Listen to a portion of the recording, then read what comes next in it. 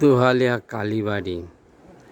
এখানে নাট মন্দিরে যে বসেছিল, চালাবার সময় ফ্যানটা চালালো, যা আরে যে কেউ চালিয়েছে, যে বসেছিল ঠিক আছে, কিন্তু বিজুলি অপচয় হয়েই যাচ্ছে, সুইচ অফ করেনি।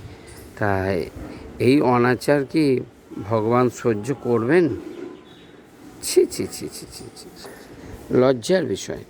ওই জন্য যখন বসে থাকবেন তখন লাইট দরকার লাইট জ্বালাবেন, ফ্যান দরকার ফ্যান চালাবেন, দিয়ে আবার পুনরায় অফ করে দেন।